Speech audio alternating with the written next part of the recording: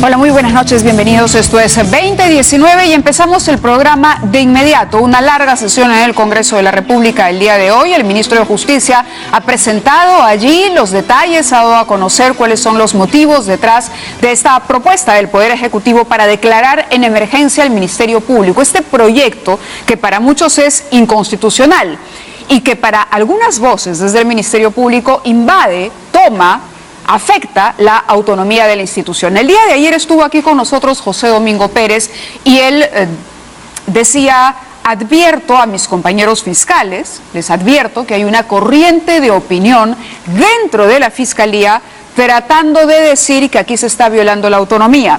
Para José Domingo Pérez no hay autonomía en este momento. Y eso justificaba, digamos, cualquier acción. No se refirió en concreto a la propuesta del Ejecutivo, tampoco habló de las acciones que habría que tomar en el Congreso de la República ante las denuncias del señor Chávarri que están pendientes ahí en la Subcomisión de Acusaciones Constitucionales, pero sí advirtió a los fiscales que no se dejasen llevar por esta falsa autonomía que el señor Chávarri está intentando defender y que en cualquier caso es una suerte de corriente que gente que está haciendo o que es parte de los grupos políticos investigados está pretendiendo difundir para contrarrestar, digamos, o defender la permanencia de Chávarri justamente en aras de la autonomía del Ministerio Público. El día de hoy, y acaba de mencionarlo Melissa Pesquera, el fiscal de la Nación, Pedro Gonzalo Chávarri, le dirige al presidente del Congreso, al señor Enrique Salaverry, un memorándum, un oficio en el que le dice: solicita conformación de grupo de trabajo. ¿Cuál es el pedido de Pedro Chávarri? Le dice: se sirva a disponer, dentro del marco del rol fiscalizador del Congreso de la República y de las normas antes señaladas, conformar un grupo de trabajo para que se aboque a la investigación acerca de las declaraciones del señor presidente de la República, en consonancia con el fiscal provincial integrante del equipo especial José Domingo Pérez sobre el supuesto perjuicio que habría ocasionado la emisión de la resolución de la Fiscalía de la Nación, mediante la cual se concluyó la designación de Rafael Ernesto Vela Barba y José Domingo Pérez sobre las diligencias para la firma del acuerdo de colaboración eficaz con la empresa Odebrecht. Sin embargo, de acuerdo con la información periodística emitida por medios de comunicación de Brasil, la suspensión de la firma del acuerdo antes señalado obedece al cambio de autoridades de este país por la nueva gestión del gobierno del presidente de la República, Jair Bolsonaro. Es decir, Chávarri le dice al presidente del Congreso: investigue usted qué hay detrás de esta suerte de coincidencia en el discurso del señor Vizcarra, presidente de la República, y de José Domingo Pérez, para decir que por culpa mía, al no ratificar a los fiscales Vela y Pérez, el acuerdo con Odebrecht y las investigaciones del caso Lavallato habrían corrido algún tipo de peligro. Vamos a hacerle esta pregunta directamente al representante del Ejecutivo. Está con nosotros el ministro de Justicia, Vicente Ceballos, quien el día de hoy, les decíamos, estuvo en el Congreso de la República y es el primer invitado de 2019 esta noche. Ministro, muchas gracias por estar con nosotros. Ávila, ¿cómo está? Muy amable por la oportunidad. ¿Cuál es su opinión sobre esta carta y sobre esta investigación que está reclamando Pedro Chávarri al señor Daniel Salaverry? Obviamente aquí hay un mensaje subliminal, porque trata de poner en evidencia que hay una estrecha relación entre el presidente y el fiscal José Domingo Pérez, ¿no? Una fluida comunicación. Y lo segundo, al poner en consideración del Congreso para que instituya un grupo de trabajo, entiendo que es para investigar, se le está coartando al presidente el derecho de opinar que lo tiene cualquier ciudadano. Creo que es una carta bastante subjetiva, pero direccionada. Al contrario, esto escasamente ayuda a darle mayor solidez a lo que es la institución del Ministerio Público. Ahora, él habla de un supuesto y dice: sin embargo, digamos, se defiende Chávarri y dice: entiendo que yo no ocasioné ningún perjuicio porque el perjuicio está provocado por un cambio de autoridades en Brasil. Bueno, ¿a qué se refiere concretamente el señor Chávarri? Se refiere a esta información que ha circulado a través de las redes sociales el día de hoy y que dice: bingo, acá hay un tuit. No sé si lo tiene Switcher, pero en cualquier caso está aquí para que ustedes lo vean. Es una cuenta en Twitter que publica lo siguiente: Brasil cambió la Procuraduría, Fiscalía, allá y el equipo de Fuerza Tarea, negociadores. Ese es el verdadero motivo, no la mentira de Pérez. Aquí está la información. 3 de enero 2019, Lavallato se muda de comando o será chefada por procuradora, esto está en portugués, pero la noticia, curiosamente, que el día de hoy ha circulado, en realidad no es un cambio de autoridades que sea actual. No ha ocurrido lo que dice Pedro Chávarri, porque es una noticia, la fecha real es el 16 de noviembre del 2018.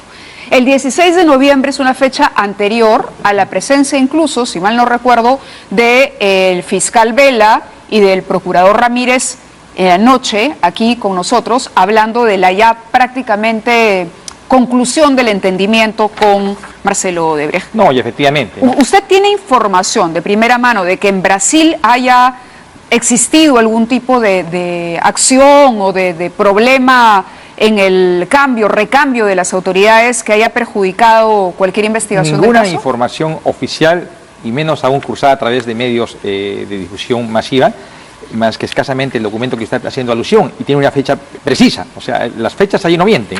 Y lo segundo es dilucidar, ¿no? ¿Esta destitución ha generado un impacto? Por supuesto que sí.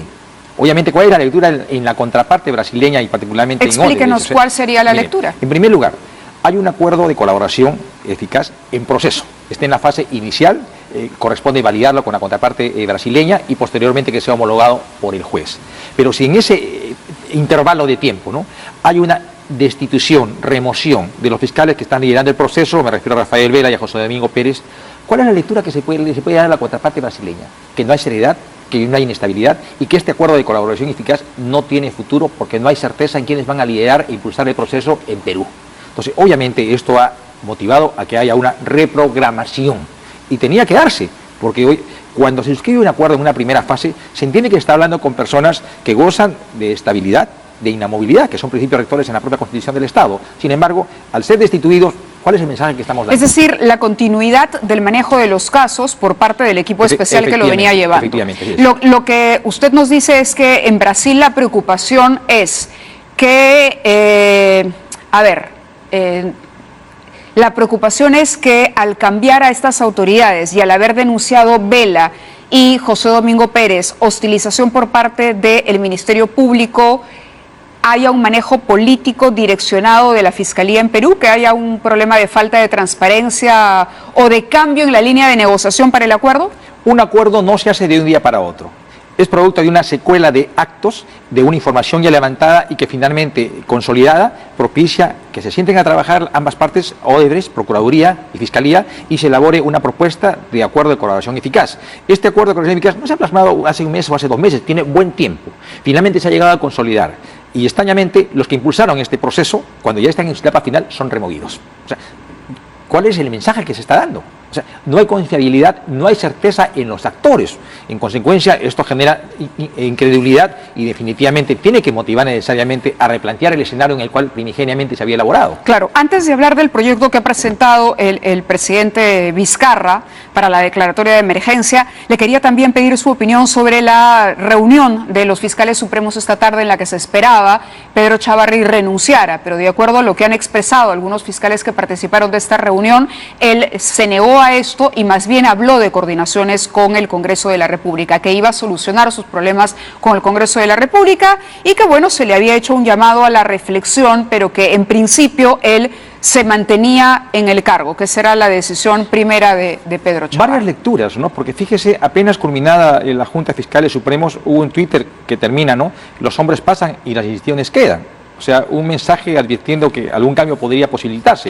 Luego sale el fiscal Gálvez, y que lo que es ratificado por el fiscal Pablo Sánchez, indicando de que ha habido una actitud de petición, ya no de 2, sino de 3. Sí. Entonces creo que el escenario de semanas atrás ya no es el mismo. Esa solidez que se mostraba en la Junta de Fiscales, que garantizaban la permanencia en el cargo de Pablo Chávarri, ya no es la misma. Entonces creo que ya la Junta de Fiscales Supremos está dando una lectura al real acontecer que se tiene dando en la Junta de Fiscales. Y más aún, no pasemos por alto 2 circunstancias.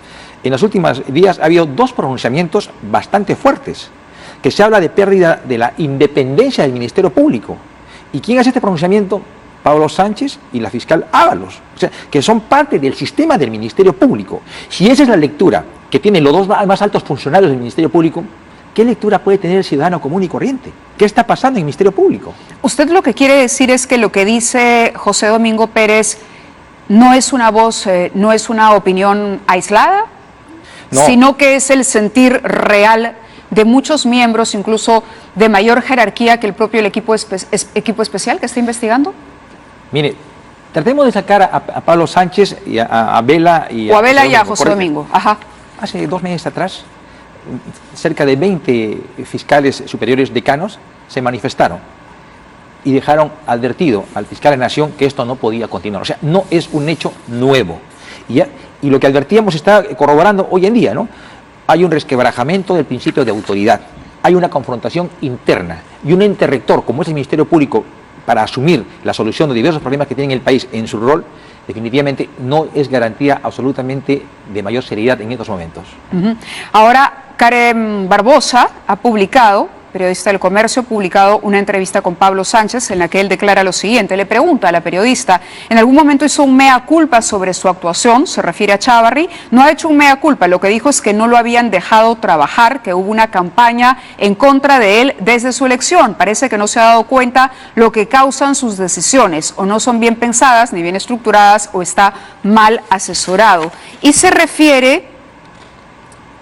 Claro, acá hay una alusión directa al tema de Chávarri. ¿Se paralizaría a los fiscales o los reemplazaría? ¿Podría investigar? Todo quedaría paralizado, es lo que dice Pablo Sánchez. Quedaría paralizado porque si se nombra una junta de fiscales transitoria con fiscales adjuntos no se puede continuar con las investigaciones. Todo quedaría en suspenso. Pero esto también lo dice Pablo Sánchez en el contexto del proyecto que ustedes han presentado. Es decir, él considera que esta propuesta del Ejecutivo, que entiendo, considera la posibilidad de crear una junta transitoria de emergencia, también podría ser perjudicial a las investigaciones de Lavallato. Y ahora sí quiero entrar a la propuesta del Ejecutivo. Encantado.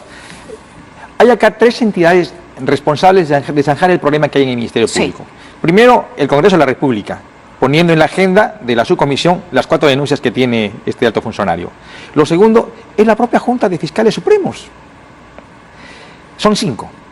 Y no olvide usted que cuando fue elegido el fiscal Chávarri fue 4-1, incluyendo el voto del propio Pablo Sánchez, alegándose de que había un compromiso de relevo y a quien le correspondía sustituirlo, ¿correcto? Y la tercera instancia es en estos momentos el Colegio de Abogados, a instancia del proceso administrativo que se ha aperturado, ¿correcto? Entonces, las 3 instancias. Como Ejecutivo, ¿qué acción sancionatoria tenemos? Ninguna.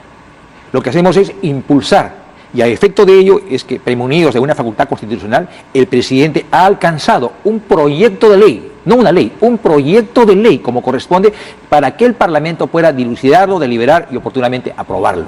Por allí de que este es un gobierno autoritario, está menoscabando la Constitución. Estamos hablando de una propuesta.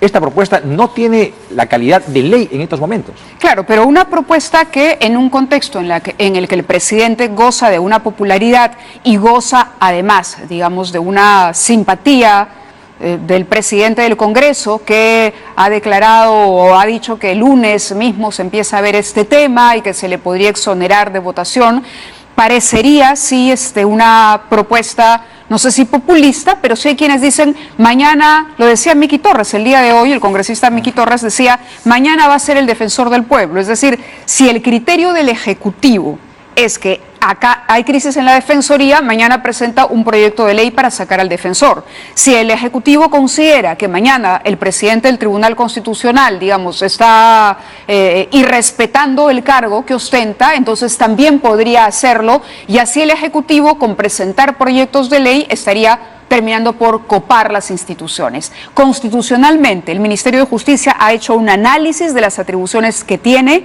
es decir, este proyecto de ley. Usted como ministro y que como promotor de este proyecto nos diría que se garantiza la independencia del Ministerio Público. Hoy en un arduo debate que se ha dado en la Comisión de Constitución desde las 2:30 de la tarde hasta cerca de las 7:30 de la noche, justamente nos hacía advertencia, y precisamente Miguel Torres, ¿no? Sí. Hoy el Ministerio Público, mañana el Tribunal Constitucional. Exacto. Y tal y tal. Sí, y sí, tal. sí. Mávila, este gobierno no tiene un atisbo de haber incurrido en un acto de inconstitucionalidad.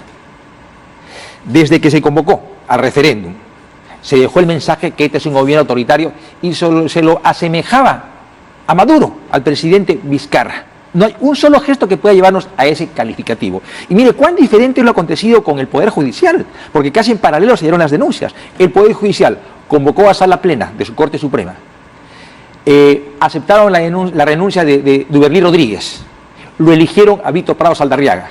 Acabamos de inaugurar hace 2 días el año judicial 2019. Está José Luis Lecaros. Siguió su ciclo regular. Claro, se autocorrigió. Exacto, entiendo. Usted se refiere a esta gestión de Prado Saldarriaga, que fue la de tránsito. Exactamente. Que es lo que ocurriría de aprobarse el proyecto del Ejecutivo. Pero voy al tema. ¿No? O sea, total autonomía. Y supo corregirse, porque encontraron deficiencias que había que revertirlas. Lo que no ha acontecido en el Ministerio Público. Y de ahí a tener la lectura ligera, con el perdón de la expresión, de decir, no, mañana le toca al defensor del pueblo, en absoluto.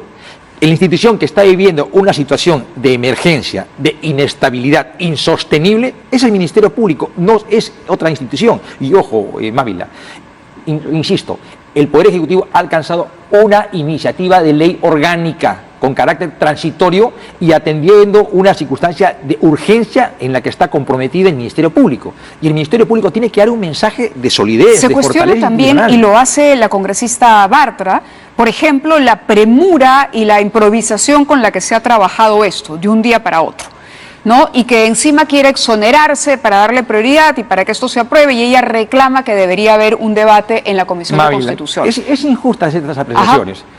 Cuando impulsa el Poder Legislativo no es constitucional, lo impulsa el Poder Ejecutivo es inconstitucional. Fíjese, en agosto de este año, Marco Arana, congresista, presentó un proyecto de ley de reforma constitucional declarándose en emergencia el Ministerio Público. 2 semanas más tarde, el congresista Yoli Lescano presentó un proyecto de ley para que se declare en emergencia el Ministerio Público. Y en paralelo, Proética venía trabajando un proyecto en el mismo sentido. No lo atendieron. El Ejecutivo ha planteado una propuesta que entiendo que tendrá que acumular las propuestas anteriores, pero quien no reaccionó oportunamente es el Legislativo, teniendo los insumos pendientes de dictamen en sus respectivas comisiones. Entonces, lo que está haciendo el Poder Ejecutivo es alcanzando una propuesta. Y miren lo importante de la oportunidad, Mávila. Ha convocado para el día lunes a las 11 de la mañana el presidente Daniel Salaverry al Pleno del Congreso. Sí. Ha puesto 7 temas relacionados a la reforma de justicia y justamente el tema de la ley orgánica de emergencia del Ministerio Público está en la agenda, pero con una anotación. En tanto se dispense del trámite de comisiones como dictaminadoras. Esa advertencia, ¿no? Bueno, y eso ha motivado a que el día de hoy se convoque a la Comisión de Justicia, perdón, de Constitución, en la cual justamente hemos estado trabajando en horas de la tarde. Y justamente todos esos ejes temáticos, objeto de la convocatoria, han sido agenda del día de hoy de Constitución. O sea, es también importante porque hace reaccionar en esa especie de pasividad en que están comprometidas algunas comisiones, no todas. La propuesta del Ejecutivo, si usted tuviese que resumirla para tener la garantía de que no hay, digamos, un intento de poner las reglas de juego, es decir, de decir el Ministerio Público debe funcionar de tal o cual manera y el señor Chávarri tiene que salir. ¿Cuál es la propuesta en resumen, para que la entienda la mayoría? En palabras breves, es una declaratoria de emergencia transitoria. ¿Qué significa eso? Por un periodo de tiempo hasta que se instale la Junta Nacional de Justicia, porque esa transitoriedad y esa emergencia va a motivar a que se suspenda en su función a los fiscales supremos titulares. ¿Quiénes lo reemplazan? Los fiscales supremos adjuntos, ¿correcto? Es decir, aquí no hay ninguna interferencia. El Poder Ejecutivo no va a proponer a tal o cual funcionario, sino son fiscales de la propia institución quienes van a instituir esta Junta de Fiscales Supremos Adjuntos. Y ellos autónomamente van a elegir, de acuerdo a ciertos requisitos, al fiscal de la Nación transitorio. Y más aún, un instrumento de vital importancia en esta coyuntura es que se levante el plan de reorganización y reestructuración. ¿Lo van a hacer funcionarios ajenos al Ministerio Público? Lo hará esa misma Junta Nacional de Fiscales Supremos Adjuntos. Entonces, por ahí no encontramos ningún atisbo que signifique una violentación del orden constitucional. Es más, ha habido declaraciones bastante interesantes en estas últimas horas por el expresidente del Tribunal Constitucional, don César Landa, el expresidente también del Tribunal Constitucional, Óscar Urbiola, se han manifestado en un sentido favorable, indicando que una situación de urgencia en la cual está gravemente comprometida el Ministerio Público también demanda respuestas de urgencia. Claro, pero la decana del Colegio de Abogados es una de las voces en contra, por ejemplo, ¿no? María Elena Portocarrero ha calificado de inconstitucional y dice: lamentable la propuesta, error en la asesoría presidencial, es inconstitucional. El día de hoy en la tarde ha sido reiterativo el calificativo de inconstitucional e inconstitucional, y una vez más, sin embargo... Claro, el peligro, y más allá del tema legal, si es inconstitucional o no, es la sensación para un sector de que el Ejecutivo en este momento está gozando de una ola que le ha permitido, por ejemplo, obtener muy buenos resultados en el referéndum, de un asunto de popularidad, y que esta popularidad le está sirviendo, ¿no? Sirviendo de protección para poder finalmente hacer y deshacer en los otros poderes del Estado. No, Mávila. Eso es. Mira, ese es el sentir, ¿no? Ok, el presidente, si no tuviera 60% de aprobación hoy, no podría presentar una norma de esta naturaleza. Mávila, una premisa elemental. ¿Está o no está el Ministerio Público inmerso en una situación de grave crisis? Sí lo está. ¿Quiénes tendrían que actuar? ¿La Junta de Fiscales Supremos lo está haciendo? No. Si actuara la Junta de Fiscales Supremos, supongamos, después del tiempo de reflexión que dice haber pedido Chávarri, de acuerdo a lo que han señalado los fiscales que participaron en la reunión de hoy, ¿ustedes retirarían el proyecto? No, no hemos evaluado esa circunstancia. Es decir, el proyecto va y va. El proyecto está caminando. Ya está. Correcto, ya ha pasado, está presentado está en pleno debate para su dictamen oportuno por parte de la Comisión Ordinaria de Constitución. ¿Ustedes no han pedido que se exonere de debate de la Comisión? No, no nos corresponde, no nos corresponde. Nosotros simplemente hemos solicitado que sea declarado con el carácter de urgente, o sea, se le da prioridad. Que se le dé, claro, celeridad. Y esa es una prerrogativa que tiene el Ejecutivo, que se le dé prioridad a los proyectos que presenta. Pero Rosa Bartra decía, nosotros estamos en contra de que se quiera exonerar y pititín patatán. Eso no es algo que usted que se haya solicitado. No, nosotros no podemos sustituir en sus competencias propias del Parlamento. Si ellos deciden que pase por comisión, tienen que pasar por comisión. Si deciden que se le exonere comisión, se le exonere comisión. O sea, son discrecionalidades que el propio reglamento y la Constitución le faculta al Parlamento. Pero no hay un juego en pared con el presidente del Parlamento, con Daniel Salaverry, con otras bancadas que más bien son afines a las acciones del Ejecutivo en contra de Fuerza Popular. ¿No hay aquí un tema político de fondo en el que ustedes saben que pueden ganar y que pueden lograr esa exoneración? No, mire, cuando un presidente del Parlamento convoca una sesión plenaria y con una agenda específica, obviamente damos por descontado que esta agenda debe pasar previamente por la Junta de Portavoces. En ese sobreentendido, damos por descontado que el presidente del Congreso ha articulado con los voceros de las distintas bancadas. ¿Qué sería que convoque y finalmente la Junta de Portavoces diga, no, estos temas no van? Entonces damos por descontado de que finalmente ha habido esta especie de comunicación para que finalmente haya esta convocatoria para el día lunes. ¿Qué pasa con la remoción que propone el proyecto? Aquí, en la entrevista que les citaba del Comercio, el ministro de Justicia, le pregunta a la periodista a Pablo Sánchez, sostuvo en el Congreso que el proyecto no implica la remoción de la Junta de Fiscales Supremos, solo su suspensión temporal, hasta que la Junta Nacional de Justicia defina la situación individual de cada uno.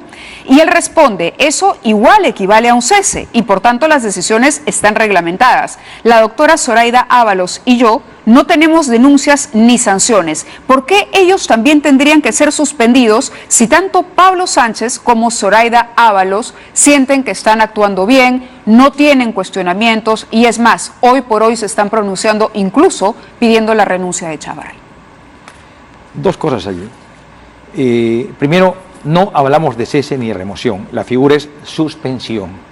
Pero al suspenderlo los está dejando fuera de juego, ¿no? Ellos siguen siendo fiscales supremos titulares, ¿correcto? Pero no toman decisiones. No toman decisiones. Pendiente de lo que finalmente puede decir la Junta Nacional de Justicia sobre los 5 correcto, fiscales pero la Junta va a entrar titulares. en vigencia ¿cuándo? Entrará en abril o mayo. Por eso son 3 meses con fiscales supremos que no pueden tomar decisiones. Es decir, Pablo Sánchez y Zoraida Ábalos, sí, que además Pablo Sánchez tiene varios casos y varias investigaciones que incluso complican la situación y incluyen como investigado al propio Pedro Chávarri, el señor va a estar suspendido gratuitamente. Y tema 2, correcto. El artículo 103 de la Constitución establece que no se pueden dar leyes por la diferencia de las personas. Las leyes son generales, lamentablemente. Obviamente no podemos discriminar porque sería esto un sesgo en la propuesta. Estos 2 o 3 se quedan y estos 2 o 3 se van. Tiene que ser para todos. Y como le reitero una vez más, aquí tenemos que diferenciar claramente los conceptos de cese y de suspensión. El enfoque que le estamos planteando en el proyecto de ley es suspensión temporal. No significa esto ninguna sanción. Es más, esta es una respuesta a una situación de crisis en la que está comprometido el Ministerio Público. Eso es. Ahora, hay preocupación por parte de la Procuraduría respecto a unas expresiones del presidente Martín Vizcarra sobre la no posibilidad de que Odebrecht contrate con el Estado. Es decir, de limitar la participación de Odebrecht en esta contratación, que entiendo es una concesión que estaría dentro del acuerdo para concretar la colaboración eficaz. ¿Cómo analizar ese tema? ¿Cómo no perjudicar el acuerdo si el presidente se está expresando de esa forma y todavía el acuerdo finalmente no ha sido visto por un juez que puede analizar la legalidad o ilegalidad del mismo? Sí, faltan dos fases, ¿no? La fase de la convalidación en Brasil y la homologación por parte del juez. El día de hoy el presidente ha hecho una precisión de sus declaraciones en el diario Gestión y él lo ha dicho de manera contundente, ¿no? Respetamos los contenidos de los acuerdos y respetamos las decisiones de los señores fiscales. Con esto creo que está ordenando el debate. O sea, aquí no hay que despertar mayor polémica. Y es más, las decisiones que tiene que tomar tanto el procurador anticorrupción Jorge Ramírez y los dos fiscales, Rafael Vela como José Domingo Pérez, tienen que estar premunidos de un sometimiento a la ley. No olvidemos, se dio el decreto de urgencia 003, que fue corregido por la ley 30.737, aprobada por el Congreso y posteriormente reglamentada por el Poder Ejecutivo. Ese es el marco bajo el cual se orienta y se define los acuerdos de colaboración eficaz con la contraparte brasileña, Odebrecht en este caso. No pueden salirse. Y salirse de ellos genera responsabilidades. Ahora, obviamente, el fiscal tiene toda la autoridad para guardar la reserva de este documento, porque solo ellos saben la validez de sus alcances, es decir, qué criterios de delación, qué documentos, qué instrumentos van a ser recibidos y que le va a permitir perfilar de mejor manera su investigación. Por eso es difícil compenetrarnos con el quehacer propio de la labor autónoma que están asumiendo los señores fiscales. Eso quiere decir que no se opondría finalmente el gobierno a que, si el acuerdo es aprobado por un juez y atiende este pedido de la empresa de poder seguir operando y contratando para cubrir con sus pasivos, etcétera, etcétera, digamos, de diferenciar lo que fue la corrupción de los ejecutivos o de los funcionarios de la empresa de la personería jurídica y de todo lo que esto comprende, para ofrecer información relevante, ¿el Ejecutivo estaría dispuesto a aceptarla? La ley no es cuestión de que lo decía el Ejecutivo. La ley 30.737 así lo enmarca y así lo faculta. Y el señor fiscal, en mérito a la aplicación de esta ley, si considera que dicha empresa puede seguir operando, está en sus facultades. ¿Y ustedes lo acatarían? Pero son facultades, o sea, estamos sometidos a ellos. Aun cuando eso sí sea impopular. Mire, porque claro, en el colectivo, Odebrecht es Odebrecht, es una sola cosa. En el colectivo es una empresa corrupta, todos sus integrantes, desde la cabeza hasta el último. Pero lo que defiende el equipo especial y lo que defiende la Procuraduría es que aquí se ha hecho una negociación con quienes han asumido hoy las riendas de la empresa, que no son los ejecutivos procesados ni los que están sometidos, digamos, a procesos de delación y de colaboración en Brasil. Mire, un acuerdo de colaboración eficaz es casi una sentencia, ¿correcto? Podemos discutir, deliberar, contradecirnos, pero la determinación de ese acuerdo de colaboración eficaz, obviamente es de aplicación y de obligatorio cumplimiento, y está dentro de las potestades otorgadas a los miembros del Ministerio Público. O sea, está en eso. Chávarri se niega a salir. ¿El proyecto del Ejecutivo podría sacarlo? ¿Ese es el objetivo principal?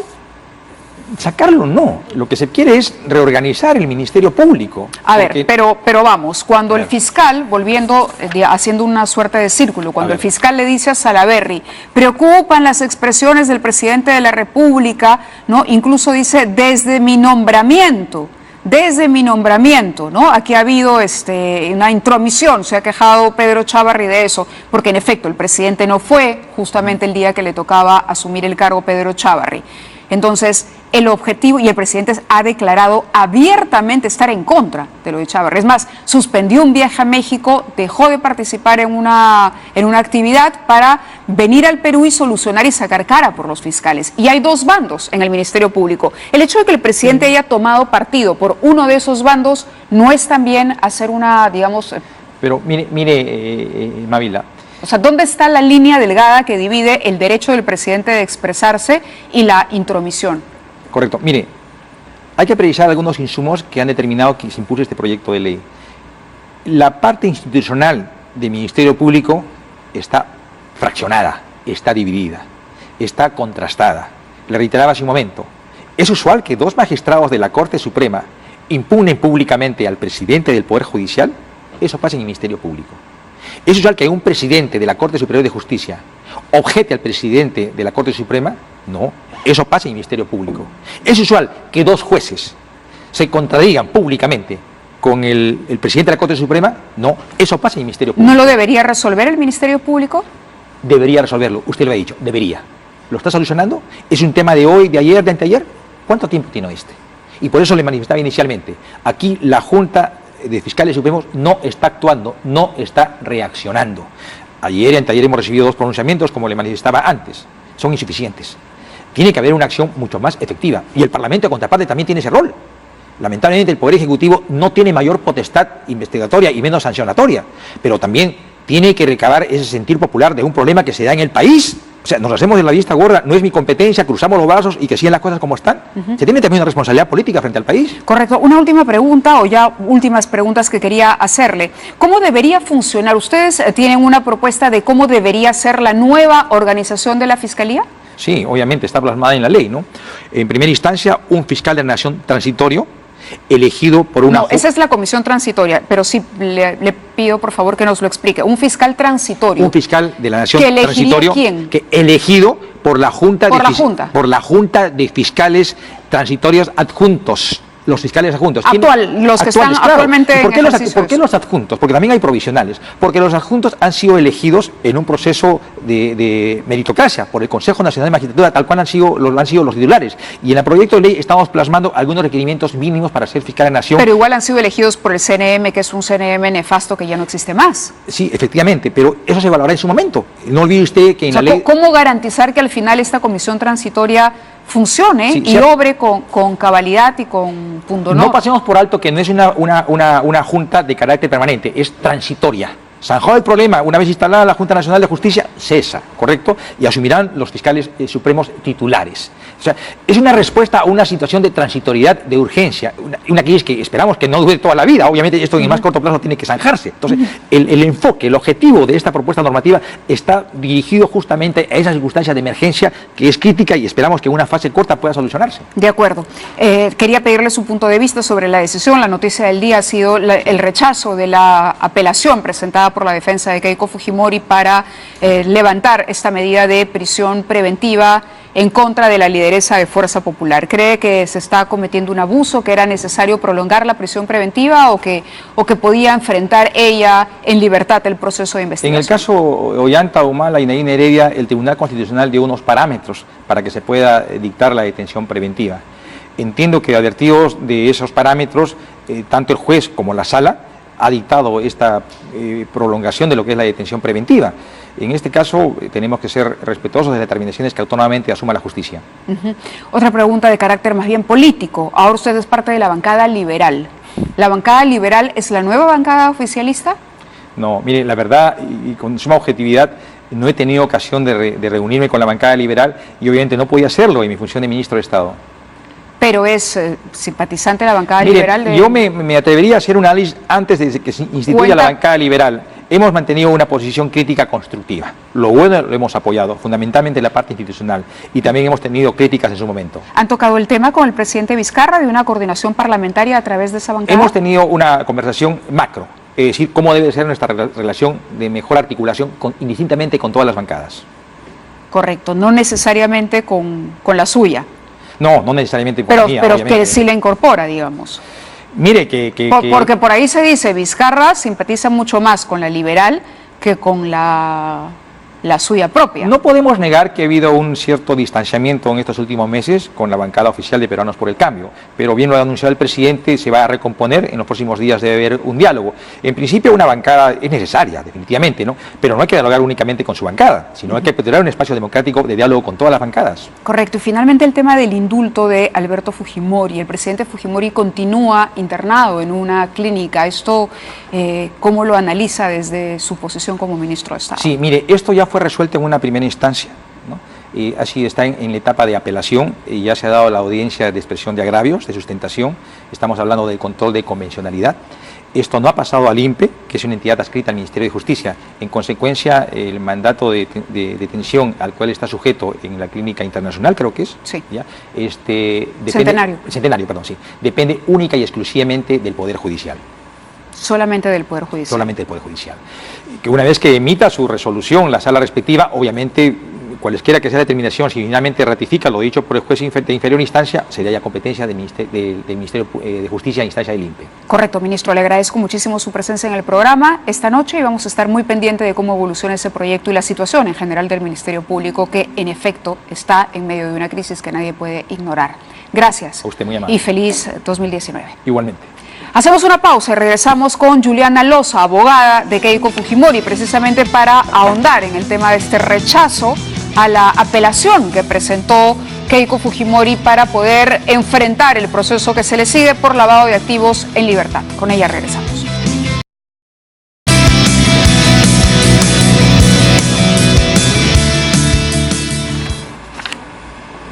Muy bien, continuamos en el programa. Esto es 2019. Juliana Loza está con nosotros, abogada de Keiko Fujimori. El día de hoy ella conversaba con nosotros mientras coordinábamos su presencia en el programa y nos decía, esta es una noticia de las que a uno no le gusta dar. Confiábamos, digamos, teníamos una idea de que la sala iba más bien a pronunciarse por enfrentar un juicio en libertad. Esto no ocurrió, básicamente no por el peligro de fuga, que es lo que dice la resolución de la sala, sino por el peligro de obstaculización a la justicia. Esto es lo que ha explicado, por lo menos, la sala que ha resuelto esto, una sala que antes, sin embargo, le había dado la razón en cuanto a la prisión preliminar. Juliana, bienvenida. Gracias por estar con nosotros. Buenas noches. ¿Cuál es el análisis que ustedes hacen? Es decir, reconocen que aquí hay información que lamentablemente ha salido a la luz y que podría suponer que Fuerza Popular va a obstruir la justicia y que en eso se están parando la sala? Nosotros en primer lugar lamentamos, Mávila, la decisión de la sala. Sin duda alguna, nosotras esperábamos una resolución justa, que digamos responda a lo que en verdad habíamos debatido tanto en primera como en segunda instancia. No ha sido así. Como bien lo has mencionado, la sala solo se sustenta en el tema de la supuesta obstaculización a la investigación. Y en base a la declaración del testigo protegido número 3, los demás argumentos, incluso llamando la atención al juez de primera instancia, son aceptados. Los agravios que presentamos nosotros como defensa, ¿no? Incluso reconoce que el juez incorporó, digamos, modificó la base fáctica de imputación en contra de Keiko, que incorporó elementos de convicción allí donde ni siquiera había sido debatidos, argumentación, que ha habido mucha especulación, mucha inferencia. Reconoce, por ejemplo, el tema de la validez del derecho a dar un voto de manera congresal. Llama bastantes veces la atención. Es una resolución voluminosa, sí, muy voluminosa, porque sí, en verdad nosotros planteamos 46 agravios. Si nos ha respondido, digamos, más o menos todos los agravios, pero sí llama mi atención, Mávila, que muchos de los agravios que hemos presentado son aceptados por la sala. Pero lamentablemente encuentra como único factor el de obstaculización. Claro, eso es cierto, porque dice la apariencia de la comisión de delito. La sala de apelaciones concluye que existen fundados y graves elementos de convicción para estimar, por ejemplo, en este caso, razonablemente que Keiko Fujimori habría cometido el presunto delito de lavado de activos y que hay sospecha grave en calidad de integrante de una organización criminal. Aquí también les da la contra. No tanto, porque si uno revisa el descargo o el análisis que hace de cada uno de los agravios que nosotros presentamos, nos da la razón, Mávila, en muchos de ellos. Para empezar, el tema de la función del Congreso que tenía Keiko y que fue planteada por el juez de primera instancia y por el fiscal en la audiencia correspondiente. ¿El tema de la botica, del chat? Incluso en el tema de la botica, el tema del chat, sí. En el tema del chat, si tú revisas el fundamento 34, nos da la razón y invalida el tema del chat. También el tema, a lo que me refiero es que a la condición de congresista en el año 2008, que se esgrimió como que el factor inicial en la cual había la conexión con Odebrecht, claro, la sala también descarta ese argumento y dice que los votos dados por los congresistas, digamos, no hay ningún reproche, e incluso, porque recuerdas, Mávila, que el argumento del juez no fue otro, ni siquiera porque acreditamos en la audiencia de primera instancia que Keiko no había participado en la votación en la sesión de la Comisión del Congreso, sino que el juez fue más allá y dijo, bueno, ok, no votaste, pero otros de la bancada votaron y entonces también eres responsable. Entonces la sala le llama la atención. En tanto congresista de la República. Sin embargo, la sala sí dice que el financiamiento de la campaña, que el hecho de entregar dinero a la campaña de una candidata que tenía claras opciones de ganar, lo que demostraba era que Odebrecht estaba prácticamente invirtiendo para asegurar luego contratos con el Estado. Lo que la y sala que eso dice, encaja perfectamente en el modo de operar de la empresa. Lo que la sala dice es que se podría inferir. Sí. Y la palabra que más se repite en aquellos puntos donde no nos han dado la razón es que se infiere. La tesis de la inferencia, Mávila, 36 meses, una persona va a estar presa por inferencias y luego la sala también nos da la razón, Mávila, en algo muy importante, que es que lo que nosotros reclamábamos, la declaración de un testigo protegido tiene que ser corroborada. Y la sala nos da la razón en eso y dice, en efecto, conforme al artículo 158.2 del Código Procesal Penal, la declaración de un testigo protegido tiene que ser corroborada. Pero ahora, ¿qué es lo que termina aceptando como supuesta corroboración la sala? Que es lo único en lo cual encuentra un argumento, porque no, además le llama la atención al juzgado de primera instancia y dice, supuestamente el hecho de la obstaculización por el tema de la declaración de los aportantes. Por claro, San incluso Martín, hay un esquema, se adjunta un cuadro que la aquí sala ha hecho un cuadro que va, incluso, Mávila, mucho más allá de lo debatido. Y esa será una cuestión que nosotros vayamos a cuestionar legalmente. Es un cuadro complejo lo que hicimos nosotros poner, pero en realidad lo que pone es, dice, riesgo de obstaculización, búsqueda de falsos aportantes para el partido Fuerza 2011. Y en efecto pone a Keiko Fujimori en primer lugar, ordena directamente a Rolando Reategui, coordina a través de Norberto Rimarachín, busca aportes en Tarapoto por $50.000 y que esto básicamente es la base, ¿no? Es la base de la obstaculización. Es un lindo cuadro, pero que fundamente, Mávila. Lo que no hay, mira, vamos a distinguir dos momentos. Un primer momento en el cual y todos tienen como centro el testigo protegido número 3, que ya a estas alturas todos sabemos quién es. ¿Okay? Testigo protegido número 3. Rolando Reategui. El testigo protegido número 3, a quien ahora la sala, verás tú en el último considerando, dispone que incluso el juez cumpla con hacer el procedimiento correspondiente y habrá que determinarse el procesamiento correspondiente a ese testigo protegido número 3. Vuelvo a eso, quizás después conversamos de ese tema. El testigo protegido número 3, Mávila, marca dos momentos. Un primer momento, la supuesta indicación y conocimiento de Keiko Fujimori para el tema de los aportes. Y un segundo momento, que es una conducta supuestamente propia de él, en el cual él habría ubicado y encontrado a supuestos falsos aportantes para que a su vez ellos hagan estos aportes. Okay. Lo que se termina corroborando, Mávila, este es el segundo momento, es decir, actos propios del testigo protegido número 3. Lo que está dando por acreditado y corroborado la sala es que este señor, este testigo protegido número 3, captó aportantes, les entregó dinero. Estos señores fungieron supuestamente simulando aportes e ingresó el dinero a la campaña. La parte medular, Mávila, que tiene que ver con Keiko Fujimori, no hay siquiera un elemento de convicción que determine, más allá de la propia declaración del testigo protegido número 3, que Keiko habría participado en alguna reunión donde se informó eso, donde Keiko habría ordenado aquello, menos aún que Keiko tenía conocimiento de ello.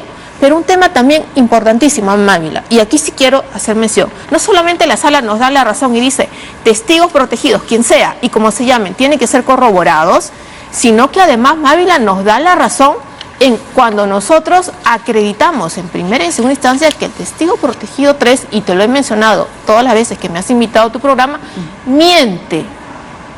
Y la sala termina por dándonos la razón. Entonces, Mávila, ¿por qué finalmente no acepta la apelación? Bueno, Mávila, es lo que nosotros nos estamos preguntando. El único argumento son actos usted que propios. puede ocurrir detrás? Es decir, podría presumir que hay aquí un temor de la sala de pronto de liberar a Keiko Fujimori por una carga política particular. ¿Qué es lo que usted intuye si jurídicamente le parece que los argumentos más bien le da la razón a la defensa y no sostienen una medida de 36 meses de prisión para una persona en el marco de esta investigación? Mira, Mávila, si algo nos lleva, nosotros con Keiko hemos leído hoy día 2 veces esta resolución, argumento por argumento, y la conclusión a la que llegamos, ¿qué pasa? Si nos aceptan los agravios, agravio sustentado, agravio estimado, agravio fundado, llegamos a ese punto, ¿qué pasó? Por eso, le hago la pregunta. ¿Usted? Decepción total. Nuestra primera conclusión es que nos decepcionó porque esperábamos una resolución justa, Mávila, que se ciña a lo que habíamos debatido y habíamos argumentado. Opinión personal, mía, como ciudadana, más allá de ser abogada, Mávila, si algo ha nutrido en argumentos, en especulación o lo que sea, este caso, lamentablemente, todo menos jurídico, Mávila. Y lo hemos escuchado en el alegato del fiscal en primera instancia, en la única declaración del fiscal, terminando el debate. Se refiere a José Domingo Pérez. Exacto. ¿Cuál fue, Mávila, si no el pronunciamiento del fiscal Pérez Gómez en pleno debate? Al terminar el debate, la única declaración que dio a los medios de comunicación, la argumentación del fiscal superior en audiencia de apelación, que no otra a temas políticos o de coyuntura interna del Ministerio Público. ¿Cree que la sala le ha creído eso al fiscal? Mira, Mávila, yo soy muy respetuosa de los órganos jurisdiccionales. Yo confío mucho en los órganos jurisdiccionales, pero lamentablemente con esta decisión yo esperaba una resolución justa. Keiko y yo esperábamos una resolución justa. Lo dicen muchos académicos, muchos dogmáticos que han salido a opinar, mucha gente, líderes de opinión que han salido a opinar. Mávila, si no hay argumento fundado de obstaculización, ¿por qué privar de libertad 36 meses cuando habían otras reglas, otras posibilidades, Mávila? O sea, es inconcebible lo que nosotros hemos leído. Usted menciona, digamos, de repente un arresto domiciliario, un impedimento de salida Mávila, del país, ¿qué otra medida? No había necesidad de una prisión preventiva. Keiko jamás ha fugado, no hay es más, hasta en ese punto, Mávila, la sala le llama la atención al juez de haber fundado el peligro de fuga en base a comportamientos de ciudadanos, en base a ejemplos. ¿Recuerdas tú que Sí.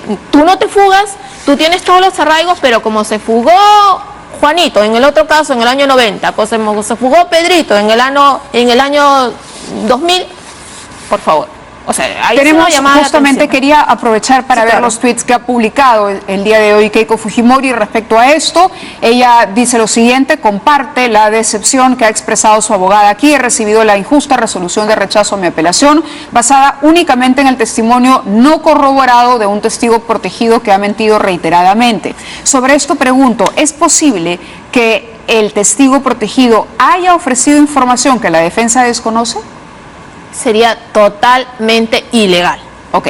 Y viciaría todo el proceso. Todo el proceso. Es Sin decir, duda la alguna. información que conocen ustedes es la misma información que maneja la Fiscalía y ustedes sostienen que acá hay una mentira o en cualquier caso una no corroboración de lo dicho. No solamente hay mentiras, ya no solamente lo hemos expuesto nosotros, lo hemos probado. La sala lo reconoce, que en muchas de las partes de la declaración, o sea, como información de calidad de este testigo, es todo menos cierta. Correcto. Otro tuit: desde aquí les digo a Kiara, Kaori, Mark, a mi familia y a todos los que confían en mí, que voy a resistir y mantenerme firme hasta el final. Tengo fe, en un siguiente tuit, que con el paso del tiempo este será solo un capítulo triste y doloroso, que terminará pronto y del cual voy a salir fortalecida para trabajar por mi país. Y además tenemos un pronunciamiento del Comité Ejecutivo Nacional del CEN de Fuerza Popular, que también, así como la bancada, ha expresado su desconcierto, su desazón por la situación que enfrenta en este momento su lideresa. ¿Cómo se encuentra Keiko Fujimori? Decepcionada, pero fuerte. Keiko es una mujer que cada día admiro más, muy valiente. Obviamente entenderás, muy preocupada por las niñas. Ha sido muy difícil darle esta noticia el día de hoy, transmitírsela a las niñas. Creo que Mar ha tenido una tarea muy complicada, entenderás darle esta noticia. Pero vamos a seguir batallando, Mávila. El siguiente paso es ir a la Suprema. Sin duda alguna estamos analizando todas las vías legales, cabe la casación. No vamos a descansar hasta obtener la libertad de Keiko Fujimori. La razón y la ley nos asiste. ¿Por qué se habría justicia con Ana Hertz, por ejemplo? Porque Ana Hertz ha sido declarada, te han dicho la señora Hertz que se vaya a su casa, el señor Vicente Silva Checa que se vaya a su casa, quedan Pierre Figari, queda Yoshiyama, queda Keiko Fujimori. Lo cierto, Mávila, es que todos tenían que haber salido en libertad. Yo saludo... ¿Por qué la discrecionalidad? ¿A qué la justifica usted? Hay que tener en cuenta diversos factores. O sea, en el tema de Keiko tan solamente es por este tema del testigo protegido número 3. En el caso de Ana Hertz, en verdad, Ana ni siquiera procesada debiera de estar, Mávila. O sea, no hay mínimamente una base, ni siquiera en razón de sospecha simple.